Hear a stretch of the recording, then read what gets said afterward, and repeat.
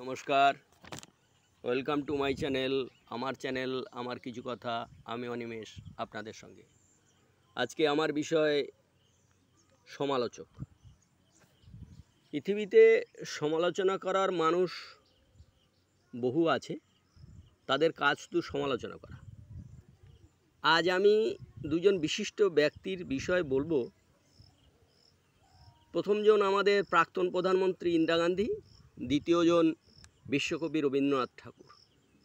যখন ইংরেজরা ভারতবর্ষ ছেড়ে চলে যায় তখন ভারতের রুগ্ন দশা, ধান গম তেমন উৎপাদন হতো না, এক কথায় ফসল তেমন উৎপাদন হতো না বলা যায়।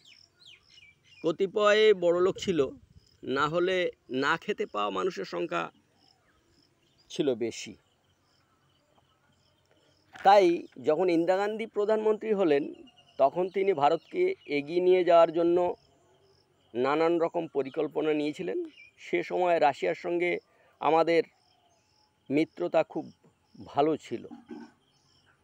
সেই সময় ইন্দিরা গান্ধী সেচ ব্যবস্থা, পঞ্চবার্ষিকী পরিকল্পনা করে উৎপাদন বাড়ানোর বিভিন্ন রকম ব্যবস্থা করেছিলেন।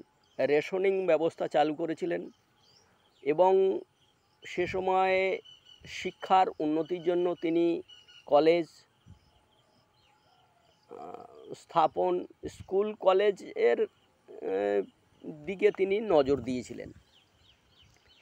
কিন্তু যারা সমালোচক তারা ইন্দিরা গান্ধীকে কদর্যভাবে সমালোচনা করেছে। ইন্দিরা গান্ধীকে যারা হত্যা করেছিল তারা কতটা সঠিক ছিল তার মূল্যায়ন কেউ করেনি। 1000টা কাজ করলে 10টা কাজ খারাপ হতে পারে, কিন্তু যারা সমালোচনা করে তাদের কাজ শুধু সমালোচনা করা। তারা যে ভালো জিনিসটা, তার যে মূল্যায়ন করা, সেটা তারা কখনো করে না। তারা শুধু সমালোচনা করে খারাপ কাজটাকে নিয়ে। 100টা কাজ করেছে ভালো, তার ভিতরে একটা কাজ খারাপ হতেই পারে, কিন্তু সেই একটা কাজ নিয়ে সমালোচকদের কাজ তাকে কদর্য ভাষায় আক্রমণ। দ্বিতীয় যে ব্যক্তির কথা আমি বলবো তিনি বিশ্বকবি রবীন্দ্রনাথ ঠাকুর। তার পরিবারকে নিয়েও কদর্য ভাষায় সমালোচনা করে। তাকে ছোট করা এক ধরনের মানুষ আছে যারা মনে মনে খুব সুখ অনুভব করে।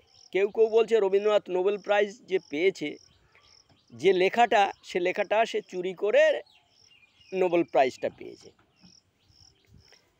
আমার বক্তব্য, রবীন্দ্রনাথের সমসাময়িক যারা ছিলেন তখন কি কেউ বুঝতে পারলেন না যে রবীন্দ্রনাথ চোর? বর্তমানের যারা সমালোচক, বিশিষ্ট সমালোচক, তাদের কাজ হচ্ছে মানুষের পিছনে শুধু কাঠি দেওয়া।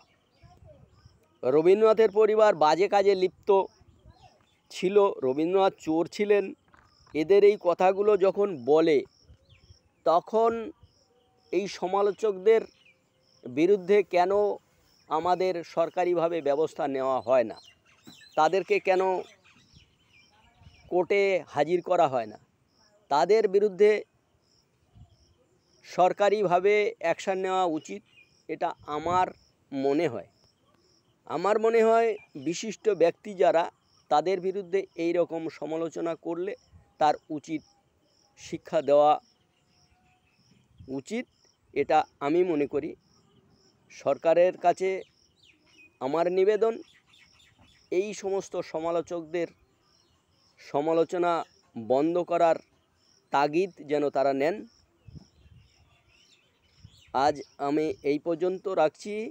আমার আজকের বিষয়টা ভালো লাগলে লাইক করবেন, শেয়ার করবেন। ধন্যবাদ।